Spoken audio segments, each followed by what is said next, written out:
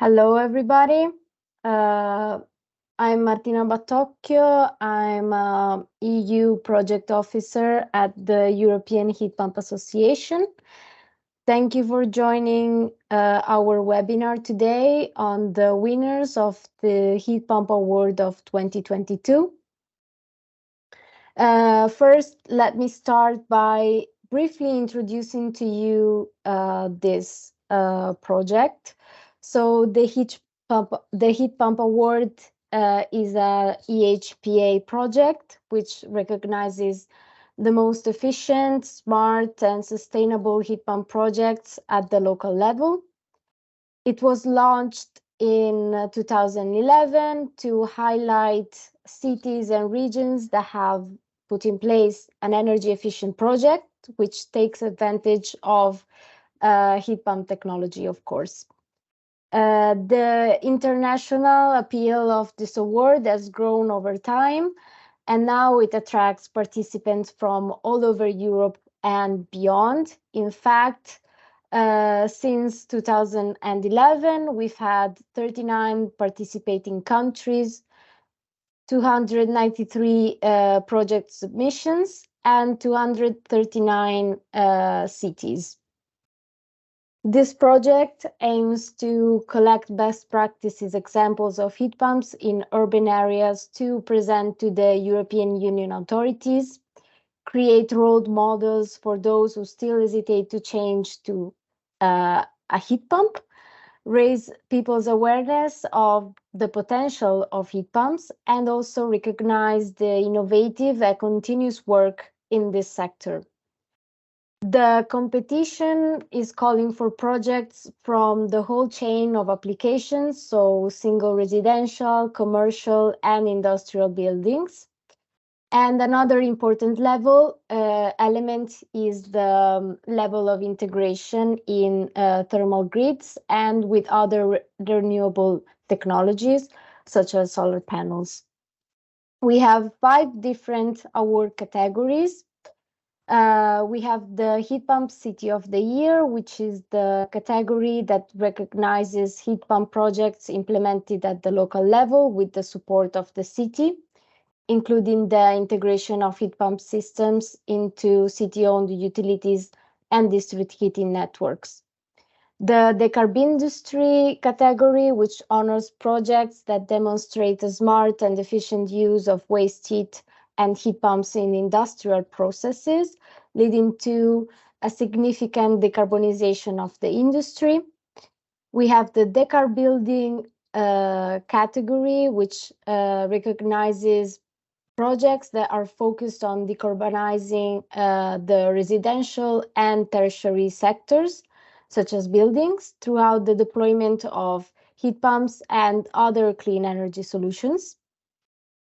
We have the Lighthouse Heat Pump Award, which recognizes innovative projects that don't really fit in the other award categories, but present a creative and unique solution to a problem using specific techniques, technologies, and systems. And it's specifically related to the deployment of heat pumps, obviously. And last but not least, we have the People's Choice Award, which is the most popular heat pump project that is elected by the audience. So let me present you the agenda for our webinar. We have the welcoming, which I'm doing right now.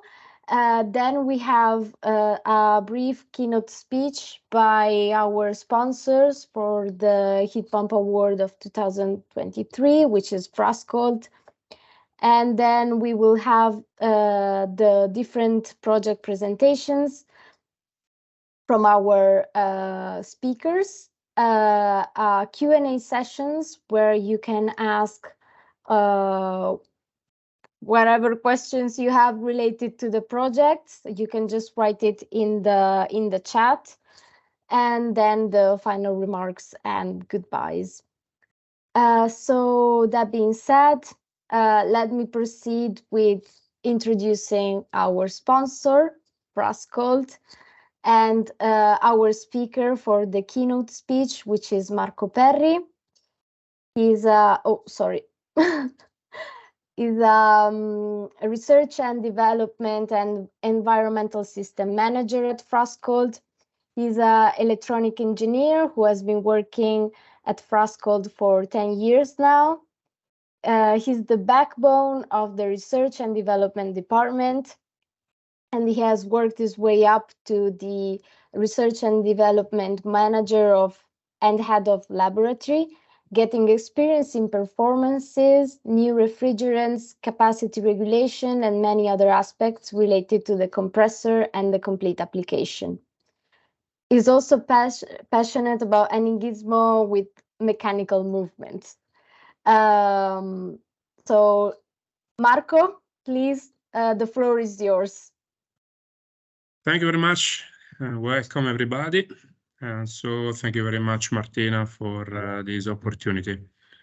My presentation, I will just talk shortly about heat pump. So clean heating is possible today. Okay, so please go ahead. You already make a presentation of myself, so it's okay. I will not add anything more. This is the agenda of my presentation. There will be a very short Frascold overview. Then I will talk a little bit about the challenges that our industry, our sector is having every day. I will talk about some interesting case studies that have been done in collaboration with our customers, with some of our customers. And then there will be the conclusion of this presentation. Okay. That's good. So let's begin with the overview. Frascold is a compressor manufacturer. So we produce the compressor, and then we give this compressor to the customers to build the systems. We do refrigeration and air conditioning compressor and now heat pump compressors since 1936. So let's say some years of experience. Our headquarters is here in close to Milano.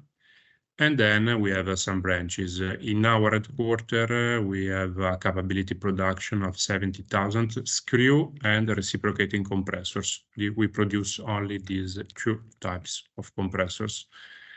And we are here in Italy, just here. We are in 200, and then we have colleagues in China, India, and United States that are branches with the sales office and customer service and stocks. Okay. As I said before, the global presence, we have written in blue, there are all our partners and customer service and so on. Our headquarters is in Italy, near close to Milano, and then, no problem. And then we have the 3 branches with sales office and some small production for local market. Okay, let's go ahead. Where we are in every system that need a compressor, being the system for commercial refrigeration, for industrial refrigeration, for air conditioning, so comfort cooling, and also for process heating and cooling heating. So in every sector in which there is the needing of having a temperature, we can say we are present, not directly, but thanks to our customer that build the systems. Okay. Go ahead, thank you. As I said before, here are extremely short presentation about what we do. It's reciprocating compressors. So we are talking about pistons, from 2 pistons to 8 pistons with synthetic refrigerants, single stage and 2 stage. And for natural refrigerants, we have a complete range for CO2, subcritical and transcritical. And also all our reciprocating compressors range can be available with ATEX certifications. So if a customer needs to use hydrocarbons or flammable refrigerants, whatever, we have the full range available for with ATEX certification. That clearly it's very important. On the right side of the slide, we have our screw compressors. So 3 types, semi-hermetic series. For air conditioning, our CX series. For refrigeration, our FVR series, and then open compressors. Open compressors are typical for ammonia system. Even in this case of screw compressors, the full range is available with ATEX certification, and so is suitable for the use of hydrocarbons refrigerants. That's good. So we can go ahead. What are the challenges? We all know even better than me, but we have, let's say, a good challenge with the emission of the reduction being direct. So we're talking about F-gas, we're talking about REACH, we're talking about the possible future ban of PFAS. We're talking about a lot of things. However, it's related to refrigerant losses, to try to have an extremely low GWP, possible really close to 310. And we're talking about maintenance. Then there is the indirect emission. We are talking about eco-design. That is already a directive in force. We are talking about possibly the future eco-labeling for some, at least for some application. For the indirect emission, there is the needing of an efficiency design, and so also clearly about a very efficient compressor.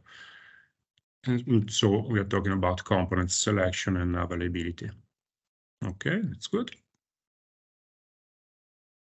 I will not bother you with these. We all know, and we are all knowing more and more during this year. It's really important, the total equivalent warming impact that clearly is done by direct and indirect impact. So it's extremely important to reduce at minimum the refrigerant losses that, however, in a system can happen, and to have a lower energy consumption in order to increase the COP or the seasonal efficiency. That's good. Next one. What are the solutions available on the market? And here I want to talk about some case study done with natural refrigerants, so with hydrocarbons. The first partner we talk about is Enrad. That's good. And this is the case study.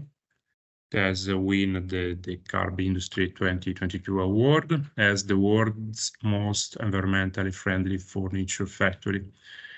This project has been made in Norway, and it is composed by heat pumps and chillers using propane, so R290 refrigerants, to produce process heating and also cooling for the production line. It is a very innovative project because comfort heating and cooling is provided to the building through waste heat, combined also with free heating and cooling that comes from the geothermal wells. It is a very interesting project. Let's see another one. This is done with an Italian customers, that is Swegon. Swegon has launched the Titan Sky. It's the new range of reversible heat pump. It's done for comfort and indoor sector. It is they are using our Z ATEX certified compressor. So we're talking about a 6-cylinder compressor, let's say medium big size of our reciprocating compressors. Just to let you understand, motors that goes from 25 to 50 horsepower. This heat pump can have a range from 30 to 200 kilowatts, and with water up to 63 maximum temperature. So this is the range. Thanks also to the efficiency of the compressor, they have the opportunity to be certified with Eurovent, and they can meet the COP value, both in low and hot temperature water production, because it's a reversible heat pump, so they can do both hot water and fresh water, let's say. It's okay. Next one, please. Okay, next one is another Italian customer, Enerblue. Also, their project is the Purple heat pump. It's a series in which, again, is a reversible heat pump for commercial, industrial, and process application. In this case, the range is quite similar to the previous one, from 20 to 220 kilowatts, with water to 62 degrees as maximum temperature. Also, in this case, they're using our Z ATEX compressor, so let's say medium big range of our reciprocating compressor. And in medium temperature, so for the fresh water, they can work up to -8 degrees. That's good. So we have presented just 3 because we have time fixed, let's say, but there can have been also more and more case studies. So what are the conclusions? That the decarbonization of heating is absolutely a viable option, using our technologies and also expertise with natural refrigerants. The hydrocarbons, propane or R600A, are clearly green gases, so with extremely low GWP. But however, they can provide very high efficiency, and they are able to reach the good temperature, the needed, I would say, temperature for residential heating sector. Heat pumps of these medium and large sites are not a prototype. So our message is that they are already serious production. So they are already used in several applications, both residential and industrial applications. So in all the sectors in which the heat is needed. And that's okay. Next one.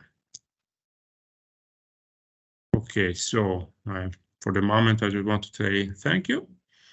And then I will be there clearly also in the section question and answer. So I will be glad to answer to your question at the end of full presentation if there is some question or some curiosity that you just want to ask.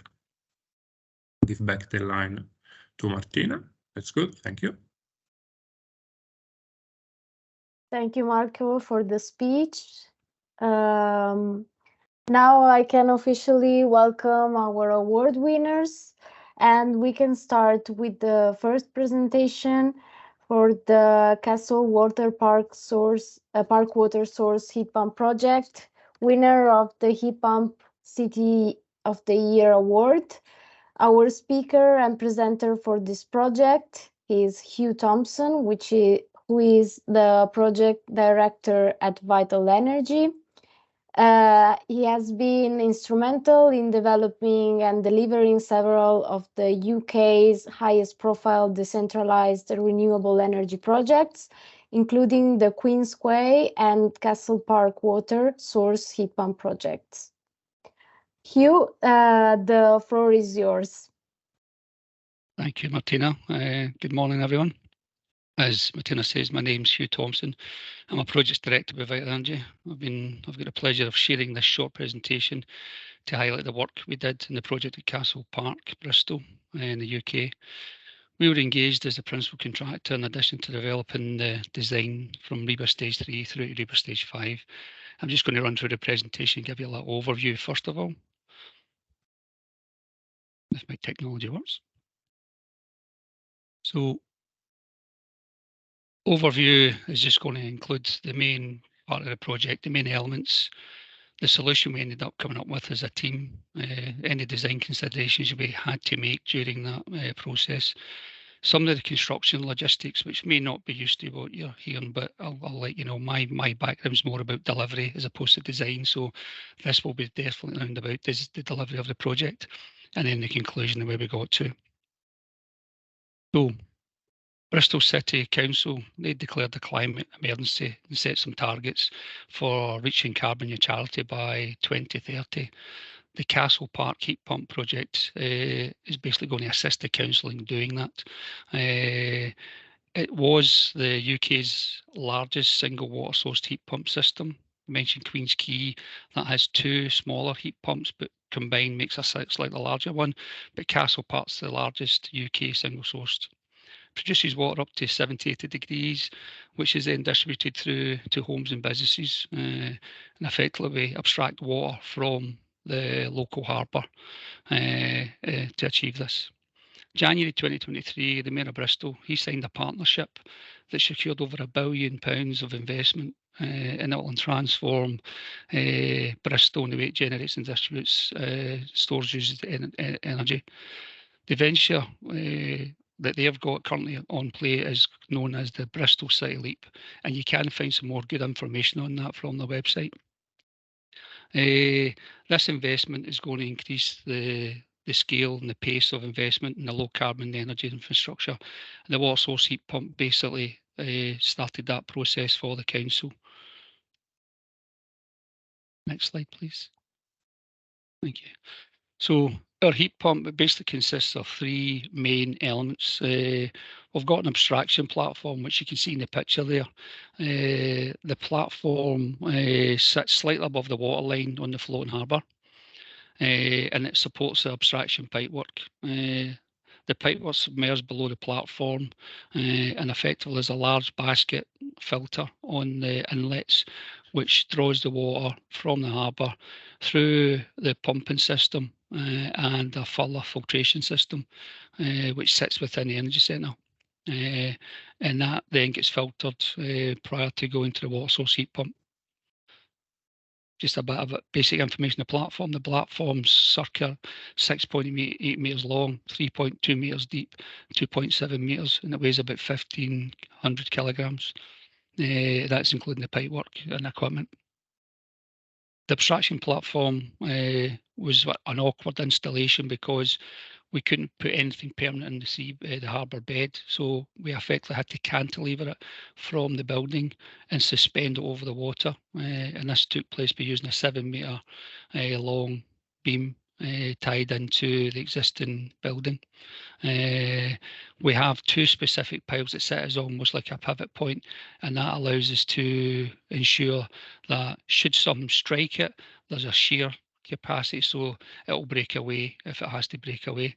A lot of engineering went into the construction and development of the floating harbour, the floating water abstraction unit. The foundations we had to dig down to were circa 3 metres deep as well. Next slide, please. So the second element is the energy centre. So there was a custom built structure which houses the 3 megawatt water source heat pump, as you can see in the picture there. Our own in-house architectural team, working along with the council structural team, created an energy centre and a heat pump building that allows us to along with a large thermal store, which is attached to the energy centre. The whole building was then, because of where it sits in the Castle Park historical grounds of the park, we had to clad it in cedar. The thermal store that you see that sits beside it consists of, it's a 90,000 litre capacity store. It weighs roughly 115 tonnes when it's fully loaded. It's 3.8 metres diameter, and it stands 12 metres high. The energy centre, it's a fairly straightforward build. That's 17 metres long by 15 metres wide by 7 metres high, and it's split over the 3 main areas, which consist of the main heat pump room, which you can see in the picture. We have an LV switch room because of the power that the unit consumes, and also we've got an abstraction pump room along with the filter station. Next slide, please. The last element we had to put in because of resilience was we had to put in a backup prefabricated plant room, and that provides backup via gas boilers for high maintenance periods and high peak demand periods.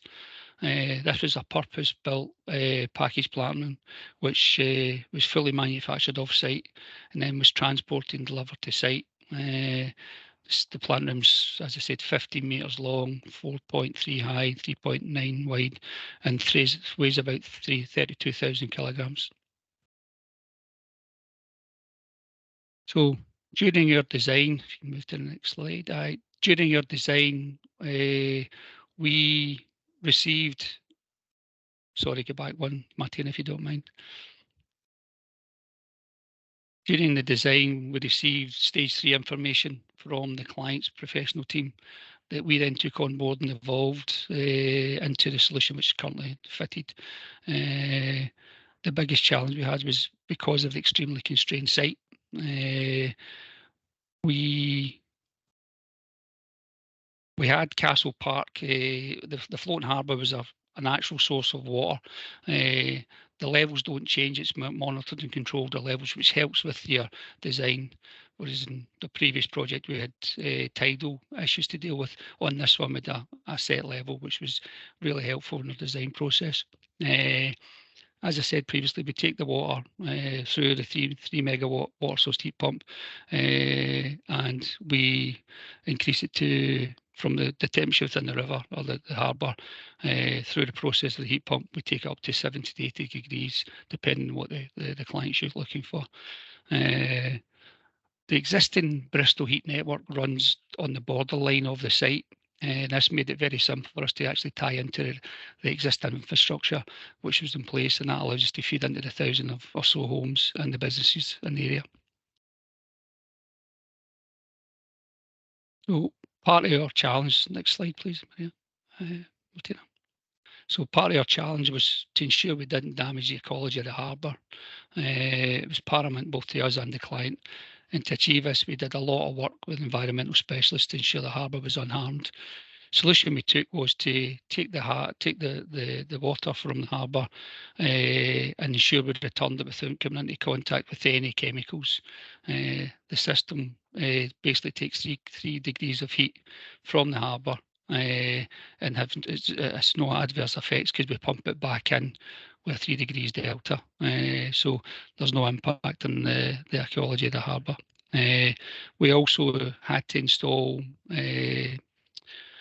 additional filters because of the mussel seeds, and also calibrate the pumps because of the speed, so the fish and eels didn't get caught up in our pumping system. So there's a lot of design work to ensure that nothing harmed what was in the river or in the harbour. Next slide, please.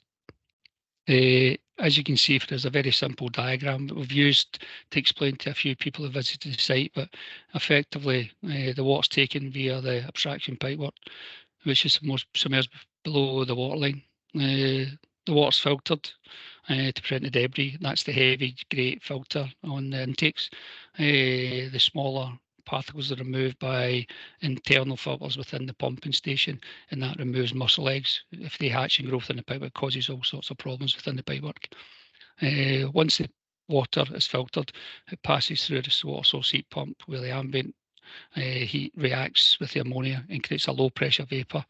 This gets compressed to around 110 degrees, and the efficiency of the system has a COP of 3.18. So prior to the construction, we had to engage with multiple agencies and external bodies. So Marine Management Organisation, which the Environment Agency, the Harbour Master, Bristol City Council's Bridges, Highways and Structures. We had a fairly intense planning process to navigate. I think there was 49 separate items to be considered under the 26 planning conditions that had to be discharged. This was alongside the several environmental agency meetings we had to take place to ensure the correct compliance was in place before the project could move forward. I think in all, we had roughly 12 months of engagement with the planning department in advance and through the contract period. And we managed this by just setting up a tracker. We employed a specialist consultant called Avison Young, who allowed us to do the control of the planning requirements. One of the conditions to highlight would have been our watching brief through the development of groundworks. We had to monitor and record archaeological situation. If we found anything, we had to have somebody on hand watching over to ensure that nothing was disturbed of any historical value as well.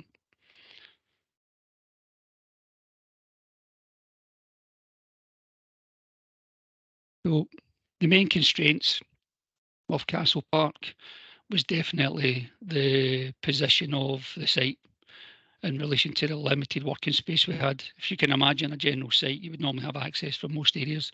On our site, we had one access point, and the rest of the area was taken up from park on two sides and harbour on the other side. So we had one 5-metre opening that allows us to build the entire energy centre, and the logistics was a real challenge for us. Because of the congested nature of the site, we had to build in a very unconventional manner. You would normally build from bottom up, and you would normally build in a sequence that suited installation of craneage and so forth. We couldn't do that because we had to leave certain areas clear. As soon as you started working on the site, you basically locked up the entire site. So we had to complete one operation, move off, start another operation. You couldn't do multiple operations at the same time. So the logistics was really looked at heavily. One of the main deliveries we had was the abstraction platform. And because that came as a 32-ton one-off unit at 50 metres long, that was a challenge to get into the site and ensure we could meet the requirements of the roads department and the safety part of it. Next slide, please. So once we'd planned our access and delivery strategy, we commenced the schedule of construction, considerations being clearing the site ready for construction. So we had quite a bit to deal with. We had an existing building that had asbestos within it. We had Japanese knotweed, which if anybody understands is a fairly invasive species, so we had to clear that from site. And before we started any piling, because of the World War II, and that area was heavily bombed during World War II, we had to be aware of UXO, unexploded ordnance, on site. So in advance of doing any piling works for the job, we had to survey the site, come up with a plan of how we managed that. And there's actually a thing called a bomb map that indicated where they thought ordnance had been dropped, and we had to have somebody online on site at the whole time during that process. We also had the archaeological issues. We actually found the original walls from the castle, which we had to manage with archaeological assistance. Next slide, please. So the works in the harbour also presents a challenge because it falls outside your normal typical grounds installation. So we had to survey the harbour bed to understand the topography of the harbour bed. We had to dredge the harbour which revealed a load of significant debris. And so due to the constraints of the sites, we had to come up with unconventional lifting to install, which we had to put, as you can see in the picture, we had a barge with a crane on it, which we had to use from the water because that was the only way we could install some of the equipment after we'd built the main body of the building. So it did change how we were supposed to undertake our normal working practice. You're also working on a waterway, which is different because you've got paddle boarders and you've got tourist boats that pass you, and you normally put a solid barrier to stop them. This wasn't the case. We had to use floating barriers and have a boat there monitoring the situation. So it was very different from our normal installation. And so I think to conclude, the project is a fantastic demonstration how the new renewable energy sources can be used to plug in an existing network to lower the overall carbon factor. The project team and Bristol City Council and Gorham Homes are extremely proud of the innovation engineering project. And as soon as the construction work commenced at Castle Park, it's been one of the UK's most highly profile renewable projects. I've managed to take the London Mayor round Sadiq Khan, and I've taken the Shadow Secretary of State round Ed Miliband. They were people who came to visit site, and since the site's finished, we know we've had more and more people come to see it. So it's a fantastic example of what can be done. Thank you very much for your time, and I'll be part of the question and answer session later on. Martina, back to you. Thank you for the fantastic presentation. It's time for our new speaker. He will present us the Postipuisto New Circular Economy Solution, which is the winning project of the Decarbuilding Award. Our speaker is Martti Kukkola. He is an experienced energy technology leader with almost 15 years of working experience in the industrial heat pump and chiller business in Finland and also internationally. He's strongly involved in the development of new products and solutions targeting customer satisfaction and organic business growth. He is also passionate about renewable energy technology with a systematic and ambitious approach to international business development. Martti, please, the floor is yours. Thank you, Martina. And first of all, big thanks for EHPA for arranging this event here. Very honored to be here presenting the award-winning Postipuisto solution. I come from Oilon, a company from Finland, creating energy technology for a sustainable future.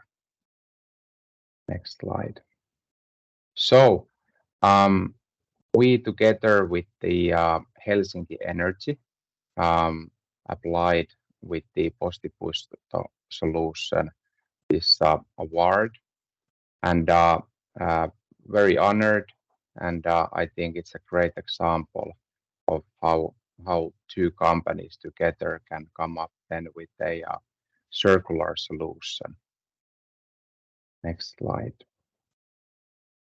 So more detailed about the concept and the case.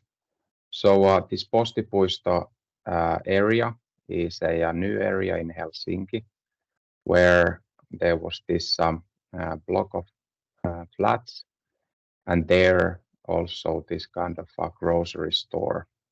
So together with the Helsinki Energy, we planned for this real estate then a heat pump based really low emission energy solution. And in this one, it's kind of like a hybrid of heat pump installed into the and heat pump system installed to the real estate as well as district heating. So especially in the Nordic countries, district heating is very common way to heat up buildings. And now this is kind of like one of the pilots then where district heating is combined with heat pump technology. And not only it was this heat pump system and the district heating, but also then utilizing the borehole field to recover heat also from ground and then charging the ground. Next slide, please. So here are shown the several heat sources, then the heat pump, as well as then the district heating and where the heat is utilized. So in the heart of the system is the heat pump, kind of integrating these different heat sources into the heat sink seamlessly. And what kind of heat sources there are? So first of all, building cooling is done with the heat pump. Even here in Finland, you need more and more cooling during the summertime. Then probably one of the first ones. We also recover heat from the, let's say, real estate, specifically from the wastewater with a special heat exchanger. So also heat from the wastewater is utilized. Then, as said, there is the grocery store that needs refrigeration, and then from the refrigeration, we can collect heat. And then we have the geothermal boreholes. The geothermal boreholes are utilized two ways. So either we recover heat from there, or we charge the boreholes then and utilize that as a free cooling, so to say. Then on the other hand, all the heat utilized and produced to require temperature level with the heat pump is used then for the domestic hot water as well as the building heating. There's also a possibility to produce district heating with the heat pump, so the temperature range allows that. And then when there's not enough heat produced with the heat pump, then we utilize district heating. So there are few, let's say, design specs for the heat pump. We can have either the combined cooling and heating temperature level, pretty normal 12.7, can be also 15 to 10. And then the district heat return temperature varying typically in Finland between 40 to 50.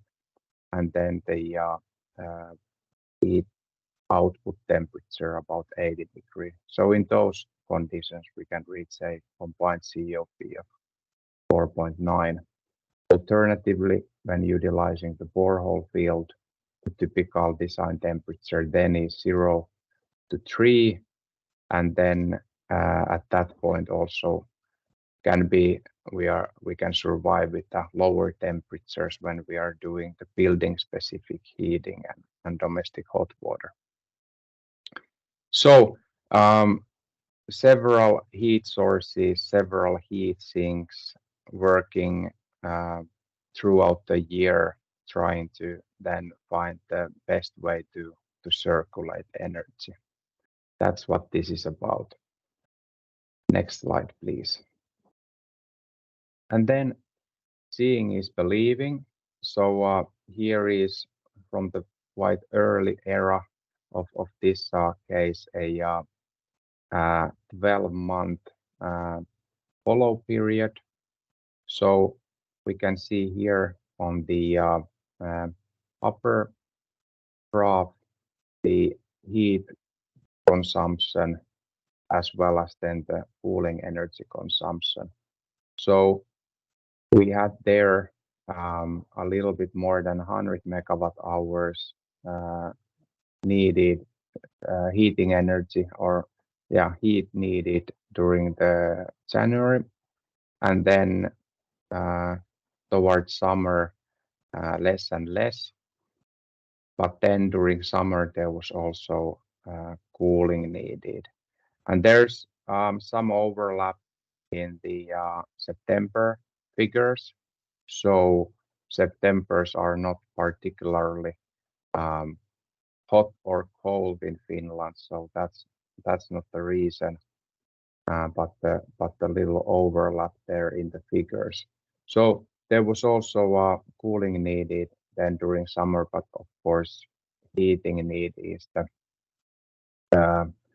well, let's say way more of the heat pump usage. And then on the lower picture, we can see how the heat was produced.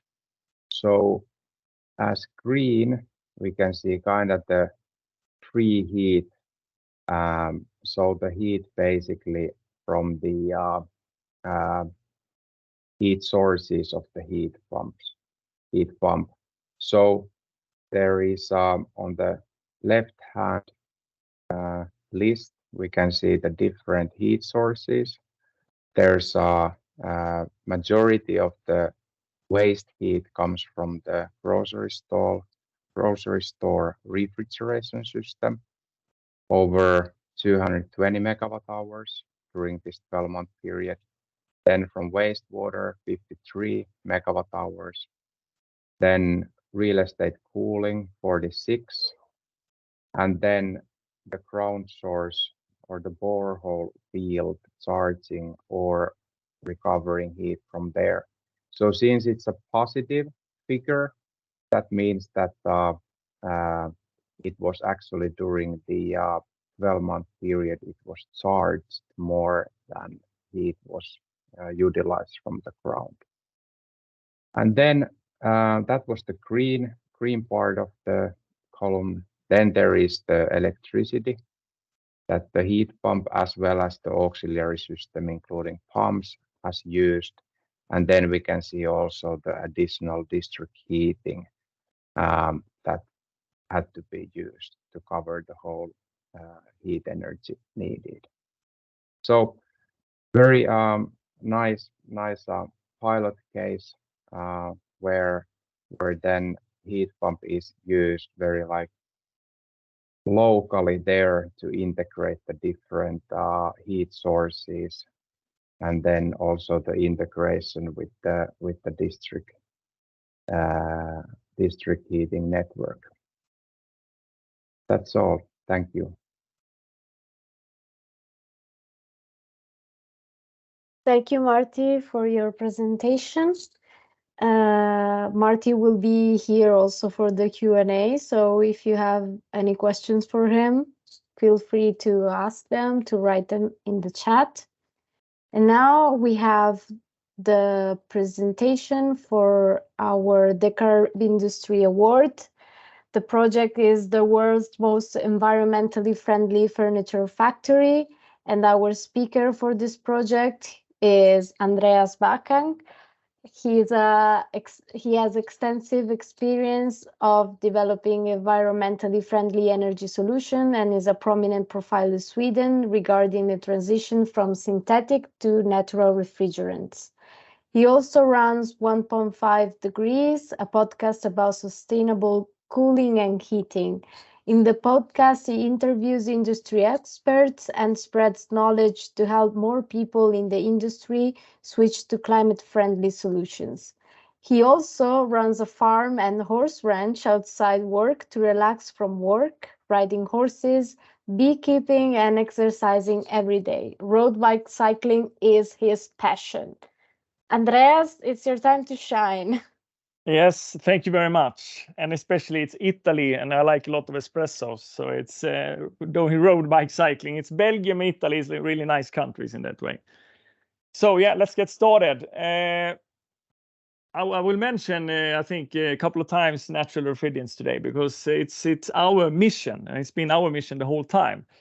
Because we've been totally dedicated to propane and propane, so we've been using both of them since 2008.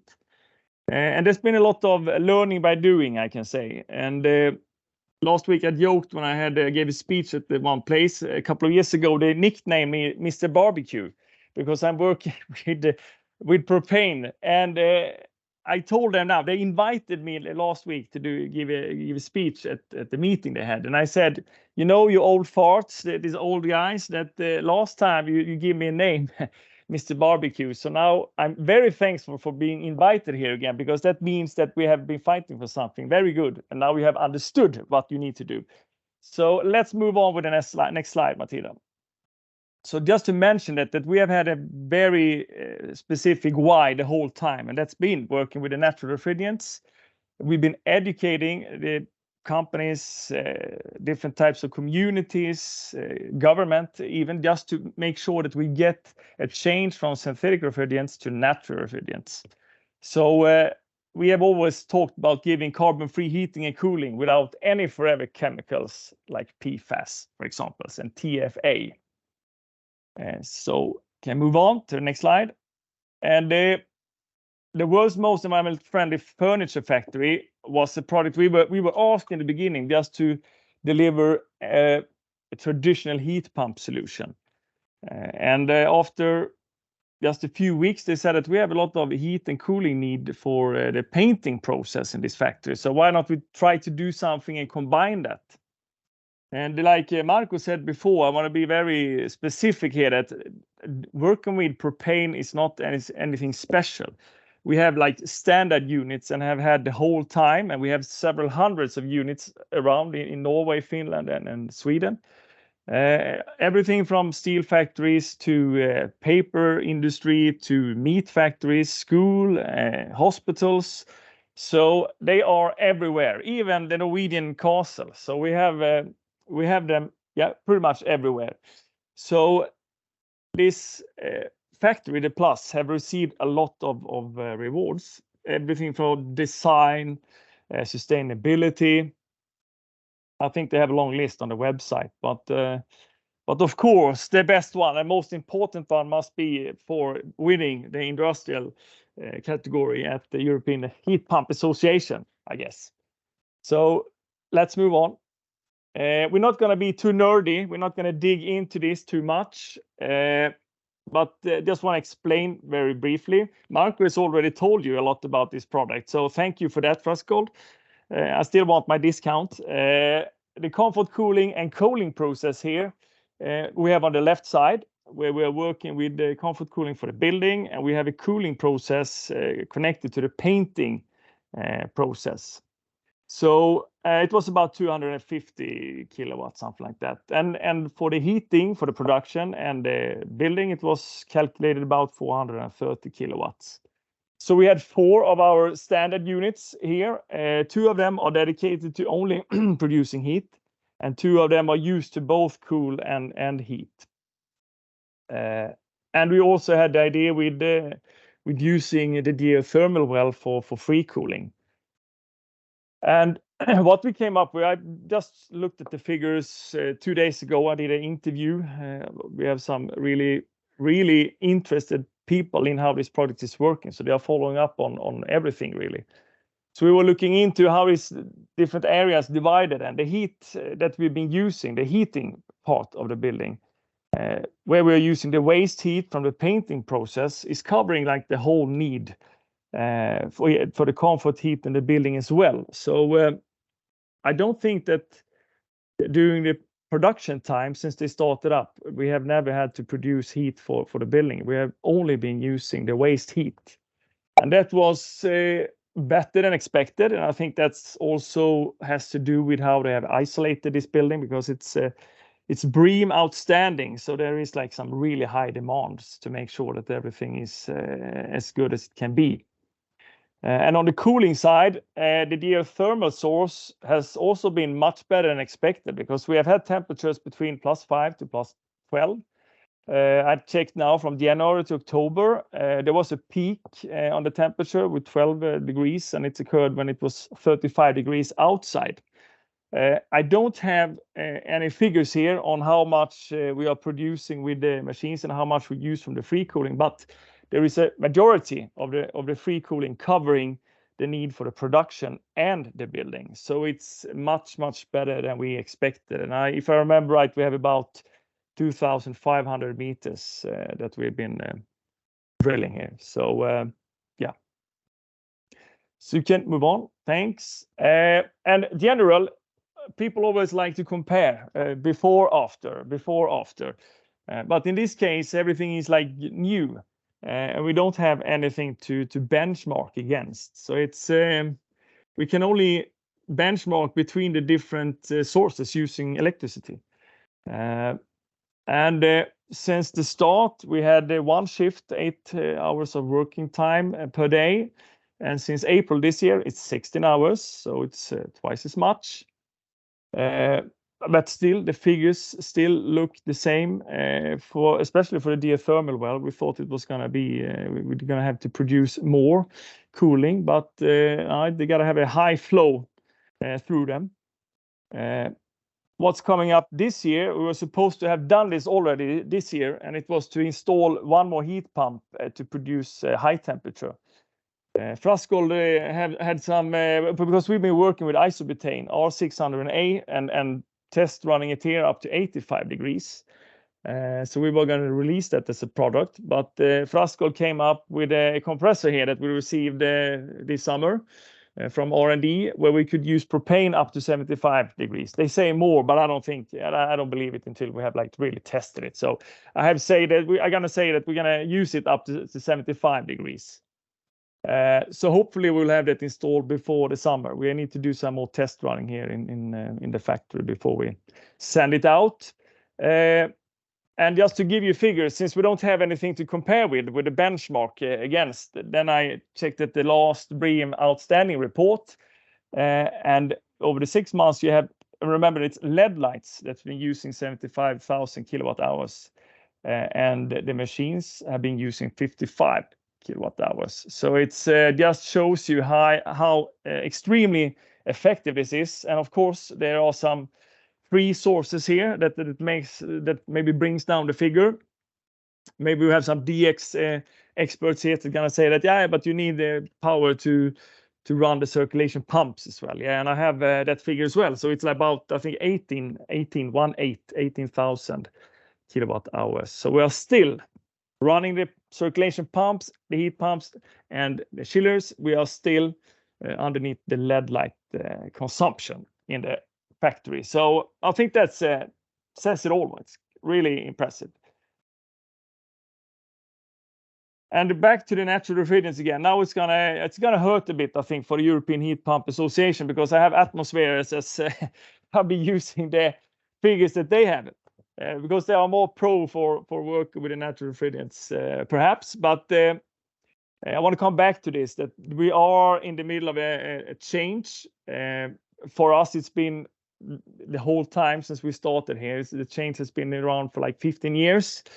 But now there's a lot of manufacturers that complains about this not enough time to meet all the new directives that comes up. But I don't buy that. I never bought it. So I just want to push for this, that the green ones are the natural ones. We have the new F-gas directive, the update. Of course, it's not been 100% set yet, but if you look at the figures, that's going to be from 2027, even 2030. There's not going to be much left for producing chillers and heat pumps with F-gases. And on top of this, we have the PFASs that Audun and the Norwegian Miljödirektoratet have done a really job together with some other Nordic countries and Netherlands and Germany. And what we can see now from Chemsec, that 63% of all the PFASs in the world comes from the refrigerants.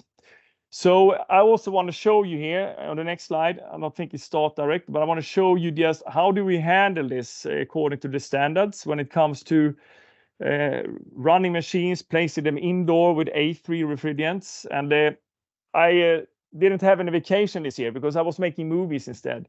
So we have like about 15 or 16 of them. And I'm just going to show you one because there's very often a discussion about how you can place propane indoors, but there is not the problem doing that. So please run the video, Martina.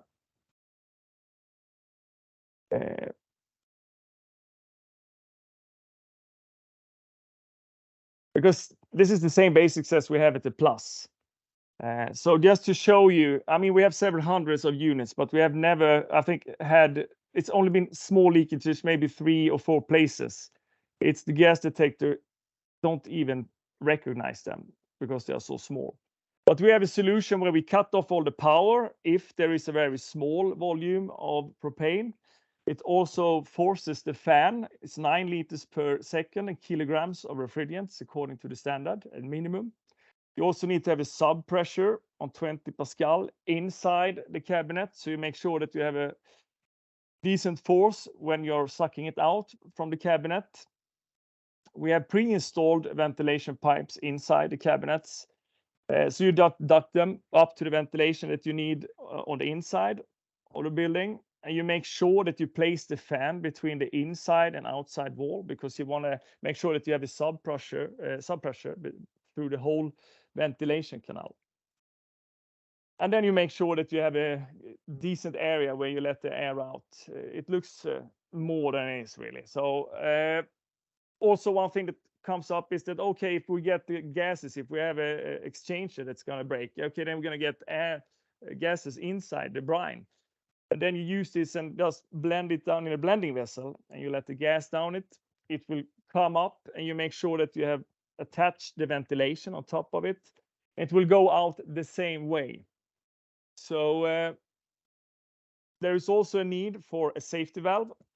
We have also an indicator here, so you can see if it's been any pressure on it. So it will open up and it release that out through the same way. And here you need to, according to the standard, you have you need to stay about 10% or below 10% of the calculated pressure. So it's 3 bars, so it's very low.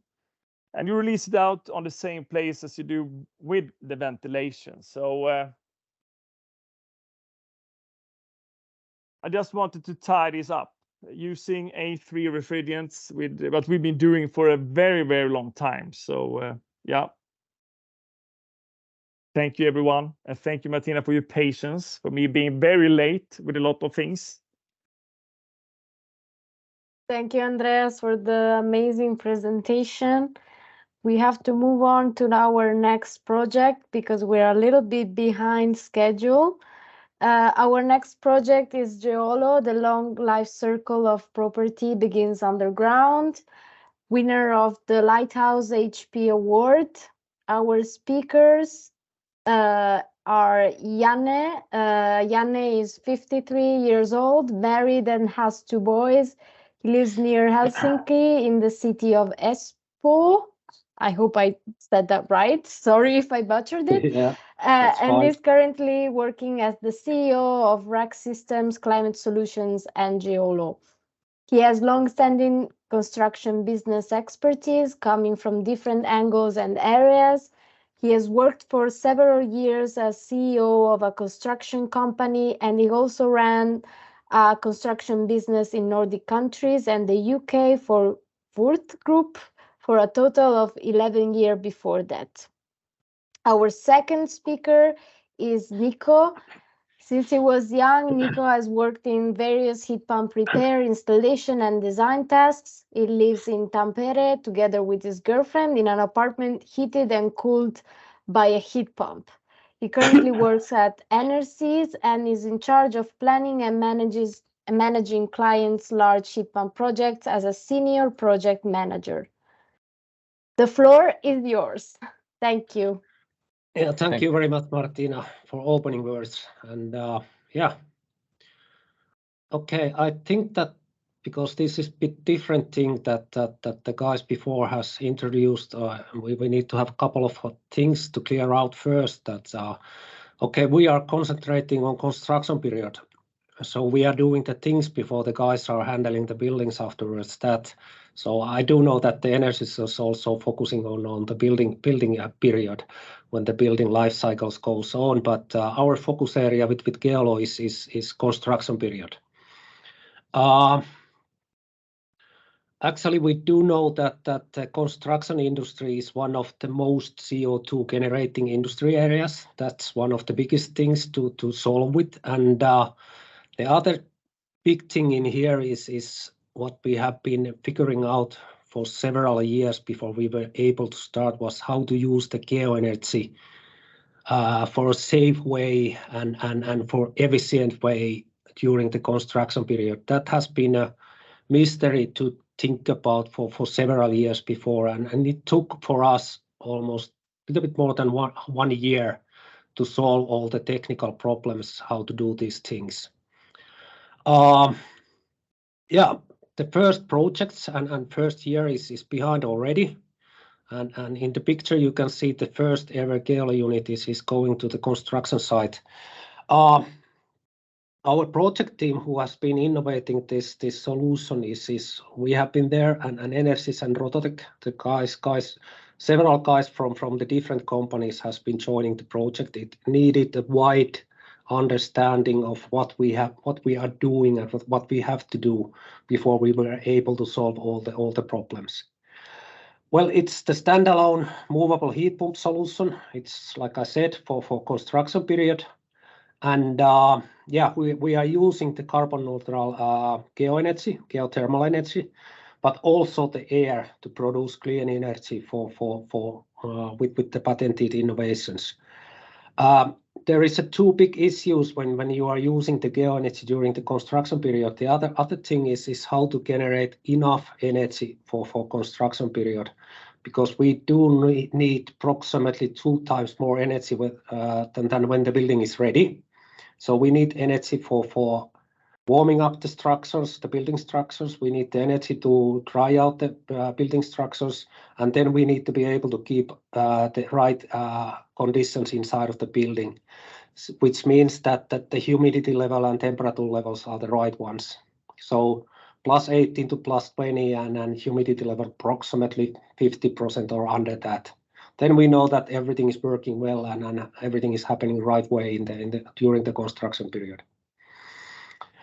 GEOLO by itself, it's the CO2 emission-free solution. Our technology is working absolutely great to generate the energy. So the outside energy consumption is going down quite heavily actually. And by that we are also able to affect to the costs of the building period. So kind of helping in most of the important angles how to do the things in the construction period to generate the right climate conditions in there.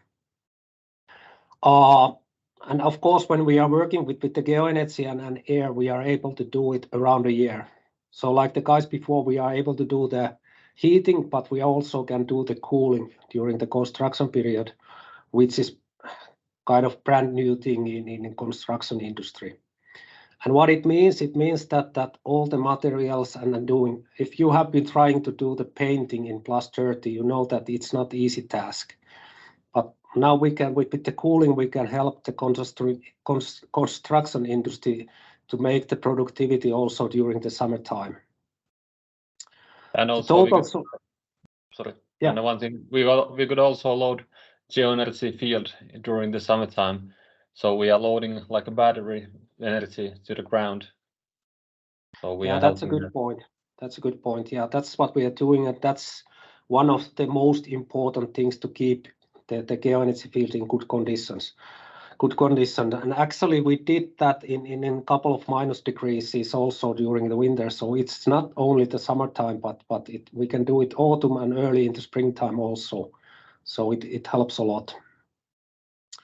Because anyway, the geoenergy field needs to be in good shape when the building starts the life cycle, and it needs to stand for there all the time through the life cycle. The whole system is managed through the IT system. We are doing that 24/7 all the time. So all the equipment inside of the construction site, we can steer everything, we can monitor everything, and then we can fix everything through the IT system. The system inside of the construction site, it's the water circulating system. So we do have this kind of battery blower system in there, how we spread the warm air or cooling there inside of the construction. Yeah, everything is movable. So we build up the whole system for construction period, and when it's not needed anymore, when the building technology starts the usage of its own, we will break down everything and take everything away and build it up again in the next site. The reliability is in really high level. It's brand new innovation, so it was actually quite amazing how well it worked. And we also did it in -30 degrees, and we did have one unit in the middle of the Finland, and actually we worked there with from +30 to -30 degrees. And also in -30 degrees, we were able to generate the energy from the air, which is quite exceptional pump technology, and that's connected to the patented solution. So when we talk about the construction industry and the property owners, we are able to help with the sustainability, with the environmental certifications and so on. So it's actually quite big thing there. And in the next slide, we do have a couple of examples. So the first one is the high school site. It was located in the city where I live, in Espoo, around 11,000 square meters, and the CO2 savings in this case were 539 CO2 tons, which is a lot.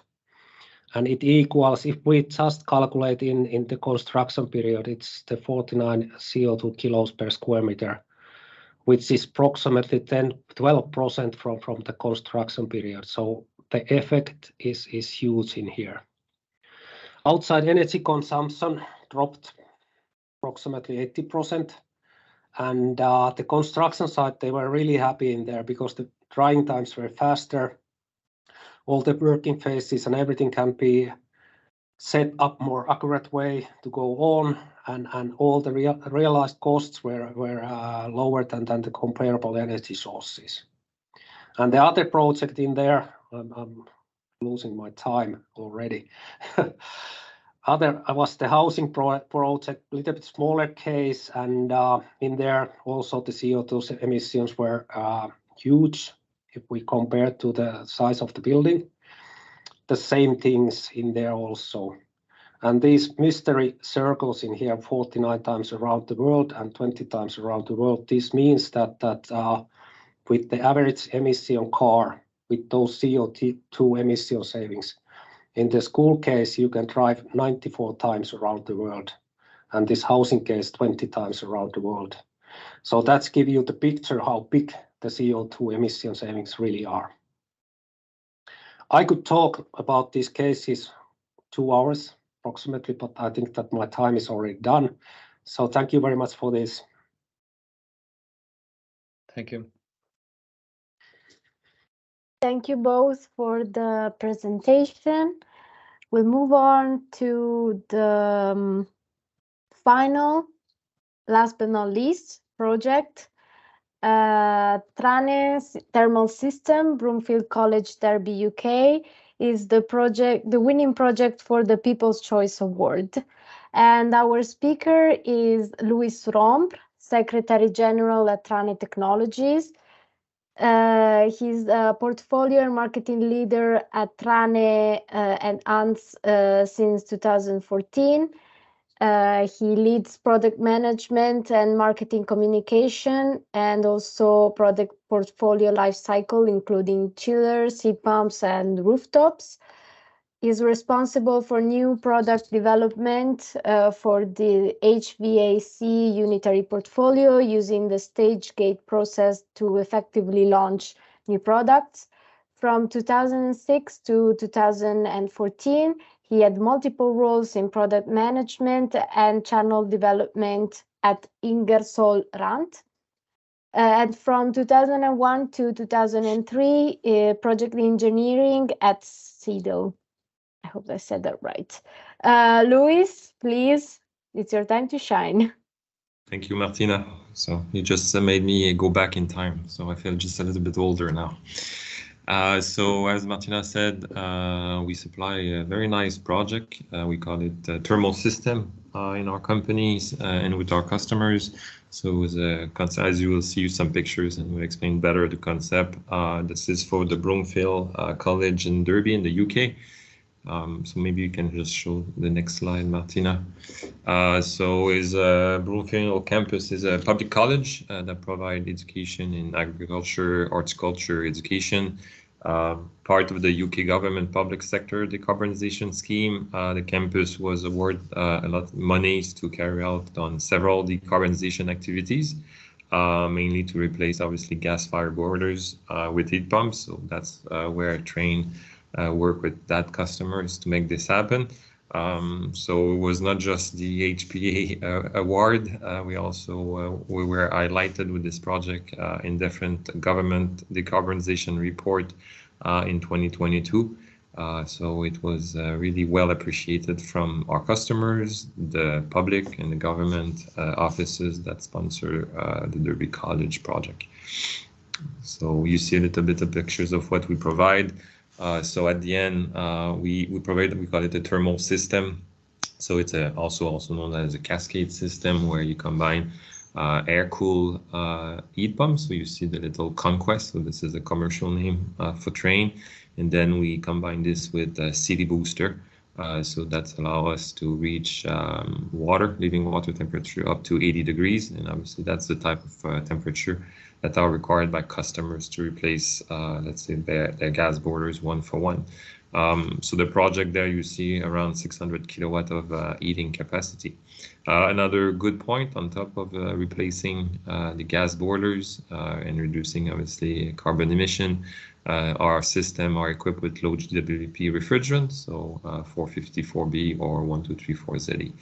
I know when we apply for this, let's say, award, we were talking about COP, so the efficiency on the heating side.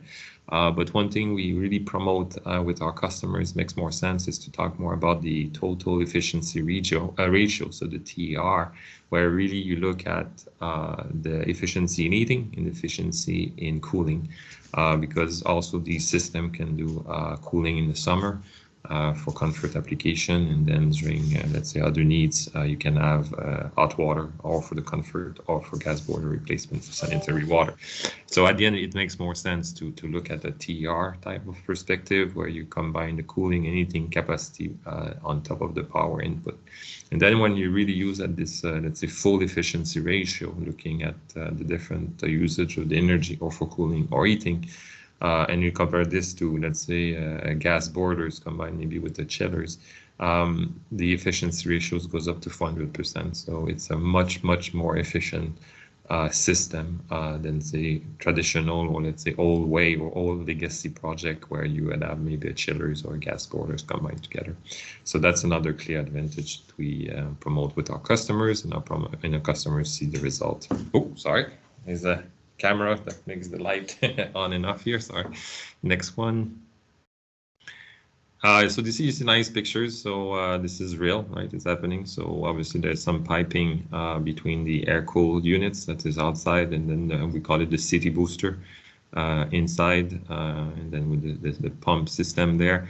As you see, we were able to provide 3 systems, so 3 packages, if I may say. So 1 boosters with the air cool, and you see kind of 1-to-1. So that's just give some visual about this project for the people not aware.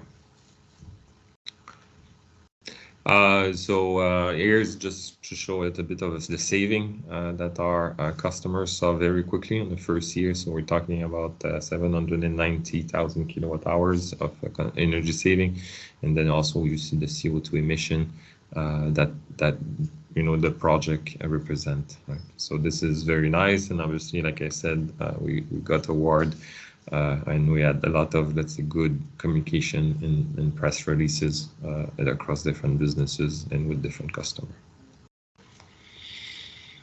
So this is a good example. Okay, so we won for this project, but it's something that we see that is we replicate over the last years. A lot of customers are buying these thermal system to replace gas boilers. We tend often to talk, when we talk about heat pumps, maybe residential, like commercial, but we see more and more application for our system, also for industrial application. So that's just shows the opportunity in front of us, show the potential of all these heat pump and thermal system, and why people liked it. I think it's simple. Once you explain this very well, you can also explain, let's say, the efficiency gain, the reduction in CO2 emission. And also we can talk also about green refrigerant. And one thing we see is this is a replicable project, right? So we're just pushing, let's say, the approach and the logic.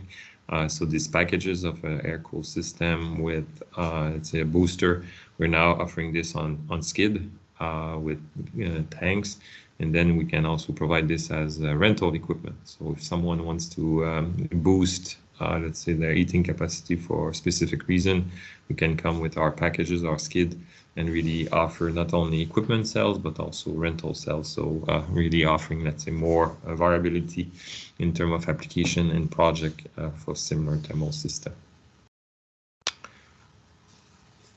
And then just again, where we see, and maybe this is, let's say, for all of us, selling heat pumps or thermal system, obviously, when we're able to explain well our stories, and I think we had good example today, not only this one, people understand very well.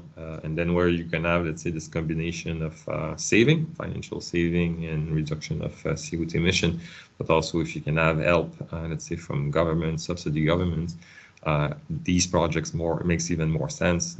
So obviously, if we can have this combination with customers and government, definitely we're going to see even more and more of these projects.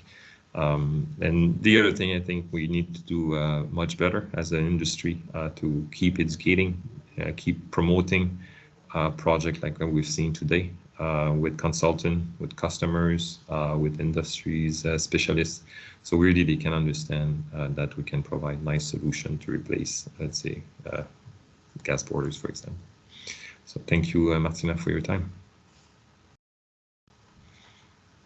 Thank you, Luis, for the presentation. Now it's time for our Q&A. So if you have any questions for our speakers, please write them in the webinar chat. In the meantime, we have a few questions. So starting from our first presenter, so you, I have two questions for you. The first one is, what on-site challenges did the construction team have to deal with at Castle Park? And the second one is, did Vital Energy have to deal with any particular planning or environmentally agency requirements for your innovative project? Thanks, Martina. Yeah, so I sort of touched on it earlier with my presentation, but the logistics of the site at Castle Park was probably our biggest construction challenge. We had a very restricted site. We had to then initially produce a detailed construction methodology plan, which takes you through all the phases of the project. That allows you to look at the planning, it allows you to look at the groundworks, then the construction methodology, sequencing, delivery schedules, and so forth. So given the constraints of the site, it really did put a little bit of pressure on the team to deliver on such a tight site, but the plan helped with that. As I said previously, the entire site had restrictions all around it, bar a 5-metre access gate off a busy road. And to make matters worse, the opposite side of our gate, there was another full construction site ongoing at the time. So that gave us some challenges with regard and coordination. We had to touch base with the other site, we had to work out a delivery schedule with the other site, and we had to coordinate deliveries because we had a lot of large pieces of equipment coming in throughout the full construction period.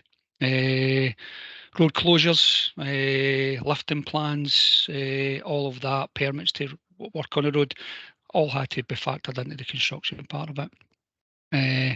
And the actual planning and sequence of the work, that probably took best part of 2 months to sort out at the very start of the project. That got us to a point where we knew how we were going to build it. We understood the logistics involved with it. We then had to get to a point where once we had to then commission it and make sure it was fit for purpose. And that presented another challenge because we're plugging into a system that was already in place. We couldn't command the load to allow us to test the equipment. We were doing a 3 megawatt heat pump full load test. So to undertake that, we had to take over part of the public park, which meant we had to put protection in the park. We had to build scaffolding over cycle paths and walkways, run temporary pipework from a load bank across into our site. And then we had to then run a commissioning process through that. So that was probably the most challenging part of the project when it came from the construction part. Taking your second question on the planning restrictions, worked in a lot of projects, been doing this for 35 years, done a lot of complex projects, but this was probably the most involved we got with planning and environment agency, pure and simply because where we were working was a historical site straight beside Bristol Castle. There was historical walls and gardens round about we were working. There was a public park round about we were working. We had a harbour, which was very sensitive for ecology. And as I said earlier, I think we had 26 main items were raised as part of planning conditions, but there was a total of 49 separate conditions we had to discharge. And they weren't just a simple tick in the box discharge. These were involved, detailed, over 3-4 months of process to get them discharged. So, as I said, we put together a tracker. We involved a planning consultant who assisted with that, and it made the project tick along at the right level. If we didn't have that at the start and had the tracker to monitor it, we had regular meetings every week. We sort of met our consultant, and every month we were having a conversation with the planning department and the local government. Archaeologically, that was a challenge. Because of the historical site, there was a real need to maintain a presence on site. We had to do a full written scheme of investigation before we started on site, and then every time we put a spade in the ground or put an excavator on site, we had to have somebody standing on my shoulder, and that was a specialist who could understand if we found anything, what to do about it. And if we found anything, we had to stop straight away. We had to monitor the groundworks, as I said about the unexploded ordnance. The risk was that we could dig down and hit an unexploded bomb that had been dropped during World War II. And as part of that, we tested the ground in advance of any excavation. And we also had an engineer, an ordnance engineer with us when we did all the excavation works. So you can imagine the logistics and try to organise all of that. We had to deal with, as I say, asbestos removal and Japanese knotweed on site before we got to a point. This is before we've even built anything. This is before we've put a spade in the ground. We've had to do all of this. The biggest challenge we had right through the middle of our site, there runs a 4 metre by 4 metre culvert. And that was the culvert that the Environment Agency had installed for flood protection for the city of Bristol. It was a primary critical concern for them. We had a 10 metre easement either side, and our site wasn't huge, so we had to come up with a plan how we're going to work with the Environment Agency, constructing both an off-site fabricated unit and an energy centre and an abstraction system. To be fair, we worked very closely with them. We had to use a diving survey team to do a survey of the culvert prior to starting any works, so we could monitor if any displacement took place. And the other major factor that we had on that was during the construction, we had to link between two areas that crossed the culvert. They wouldn't allow us to dig and bury anything in the ground. So we had to develop a system that went above ground. So our heating pipe work, our HV cabling controls had to go above ground, but it had to go above ground and be designed so that it could be disconnected and removed within 46 hours. So we had to design it so that we could isolate it, decouple it and remove it from site to allow them to dig up in case they had any emergencies with their stuff. So that was a lot of work to do over and above our normal contract works as well. So that's just a couple of the challenges from a construction perspective that we had and a planning perspective. But thanks for asking the question, Martina. Thank you for your answers. Now we have 2 questions for Marty. The first one is, why is your project a best practice example? And what have been any obstacles or barriers that you encountered? Thank you, Martina. So I think this solution basically is great, a pilot case, because there's a lot of district heating networks, and here you integrate then heat pump solution with the district heating network. So you can, through the district heating network, combine then the producers and consumers. Then on the other hand, since this is kind of like a building specific system, so the property owners can utilize the waste heat from cooling or then from the grocery store directly into the heating of that specific building, and this way creating a fully carbon neutral solution. So, but as always with the urban areas, there's too little space. So with this kind of, and in this case as well, this kind of project, you need to be really cautious about how much space you have. So also in this case, although this was a new build, there was a very high space for installation. So all these solutions need to be compact.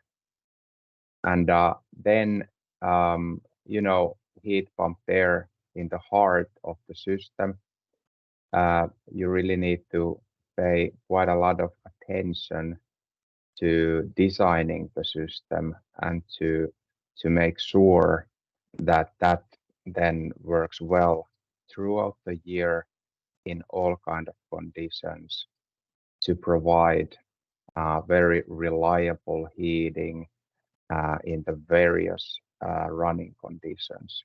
So there you need let's say special focus then, but it's also very interesting job, I have to say.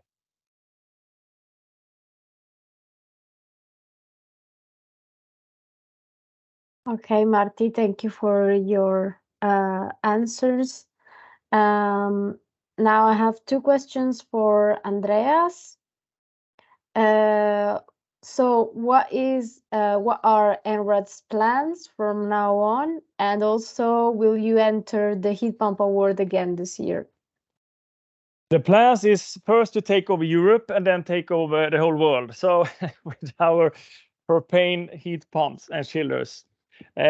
Jokes aside, because this is, to be honest, we have waited patiently, I can say, for the market change to occur and arrive.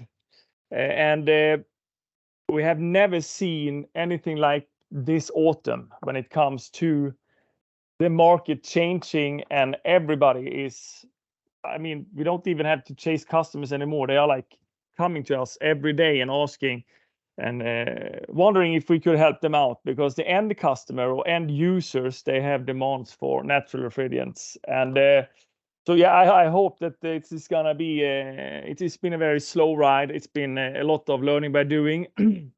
But we have like 15 years of extensive know-how when it comes to using A3 refrigerants. So I hope that we can get something in return from now on and forward. And it looks really, really good, I must say. And the second question was, remind me again, Martina, you are muted the microphone. Yeah, sorry. Are you applying for this year's HP Award too? Next year, it's gonna be 24. I hope next year. Yeah, of course. We're gonna come back next year, guys, and we're gonna win. So it's we have some really, really nice products. So yeah, we will definitely come back next year and apply. It's been a very good marketing for us, I must say. We have had a lot of free marketing, I should say, from this reward. So thank you very much. And next year you must have natural refrigerants, like it's a must have if you're gonna attend the reward. So application. Thank you, Andreas, and happy to know you will apply in 2024. Good luck with that. Now I have two questions for Janne. The first one is, what kind of feedback did you get from your customers? And the second one is, are these customers going to use GEOLO in their next projects? Okay, thank you, Martina. The first question, we tried this kind of simulation from the projects before we start, and there we calculate the energy amount, we calculate the CO2 emissions, and also the savings target, the cost saving targets. And what we did when we ended up with the projects, we were able to do more than we promised. So that's the easiest way to make happy customers, to deliver a little bit more than you promised, and that's what we did.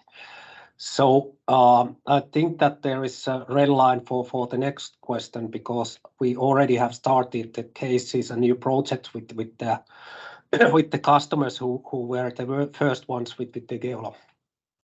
So yes, they are going to use GEOLO in the next projects also. It's already happened. Okay, thank you, Janne, for your answers. And finally, we have 2 questions for Louis. The first one is, do you believe that the thermal system at Broomfield College could easily be replicated? And if so, in what other applications? The second question is, do you believe that this thermal system is scalable? And if so, to what extent can it be scaled down or up? And what are eventually the limits? Thank you. Yeah, so I kind of alluded to this during my presentation. So definitely that type of project can be replicable. Like I said, this is the segment was for education, so for college in the UK. But then, well, I can tell you we have proved that this can be done in other countries with the operating maps of these boosters and these thermal system. We can, put these system everywhere. In the UK, winter a little bit harsher than in Italy, for example. So for sure, it can be replicable in different condition, in different environment, in different climate. In terms of application, so this system was a 3 package that gives up 600 kilowatt, but each of these packages were around 200 kilowatts. So you see, it can be scalable in terms of modularity up and down, but also we have much bigger capacity units that can be combined on these thermal system. So it can definitely be replicable for bigger capacity, bigger building. With higher loads requirements. So that's definitely something we see. So it's not just for, let's say, commercial or educational, it can be very for the different application. Just as a final example, we have this package, this thermal system in our factory where we assemble heat pumps and chillers in France. So it's again another very good example that different application can really use thermal system. And then also I finished to say that we can also do this not just for long-term project, but also short-term project for rental application. So for fair events, just to give an example, where we want to have reduce the carbon footprint for our customers. So it can be done also in a way it's replicable, not just for a long-term project, but also for, let's say, 2-3 weeks or a few days. And that is also something we promote with our customers. All right, thank you, Louis, for your answers. It seems we are actually early, so I wanted to just thank you everyone for attending the webinar. I know that for the speakers, you're all very busy, so thank you for taking the time out of your personal schedule to attend the webinar and present your projects. I hope I will see more of you participating in the EHPA Award 2024. And if you do, best of luck. Thank you for presenting the projects, the innovation of it, the new technologies, and also the next steps for this sector and this industry. I hope we'll see each other soon. And yeah, the webinar is finished. So thank you very much and wish you the best and have a nice day.